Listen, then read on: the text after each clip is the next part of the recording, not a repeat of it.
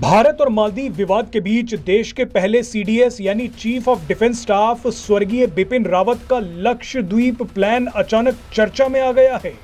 बिपिन रावत आज होते तो ना मालदीव की जुबान खुलती और ना ही चीन की। बिपिन रावत लक्षद्वीप में एक बड़ा खेल करने वाले थे।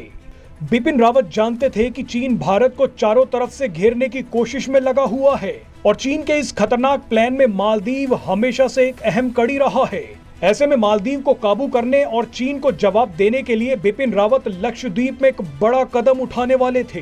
बिपिन रावत लक्षद्वीप के सबसे दक्षिणी द्वीप मिनिकॉय में एक बड़ा मिलिट्री बेस बनाने वाले थे। सरकार और सेना इस पर काम शुरू करने वाली थी, लेकिन अचानक एक दुर्घटना में बिपिन रावत का निधन हो गया। बिपिन रावत की रणनीति उन्हीं के साथ चली गई, लेकिन अब भारत सरकार ने बिपिन रावत के सपने को पूरा करने का फैसला कर लिया है। सरकार ने क्या कहा है इसके बारे में आपको आगे बताएंगे, लेकिन सबसे पहले आपको बिपिन रावत की रणनीति समझनी होगी।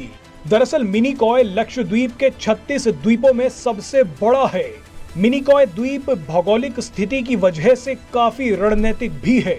मिनिकॉय में अगर मिलिट्री बेस का निर्माण हो जाता तो आज लक्षद्वीप में भारत के सैकड़ों लड़ाकू विमान और जंगी जहाज खड़े होते। फिलहाल मिनिकॉय द्वीप पर भारतीय नौसेना का एक छोटा दल तैनात है। मिनिकॉय द्वीप के साथ साथ बिपिन रावत की योजना बंगाल की खाड़ी में अंडमान और निकोबार द्वीप समूह के सभी वायुसेना और नौसेना ठिकानों को अपग्रेड करना भी था। अंडमान और निकोबार में कैंपबेल बे नाम का द्वीप सबसे अहम है।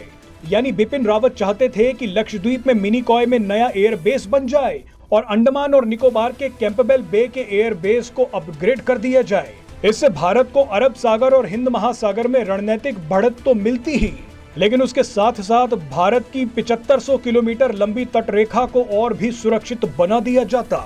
ये प्लान अगर सक्सेसफुल हो जाता तो आज चीन खून के आंसू रो रहा होता, मालदीव अपनी औकात में रहता। लेकिन अब भारत सरकार ने मिनिकॉय में एयरपोर्ट बनाने का ऐलान कर दिया है। बिपिन रावत के सपने को साकार किया जा रहा है। भारत के मिनिकॉय द्वीप में लड़ाकू विमानों को तैनात किया जाएगा।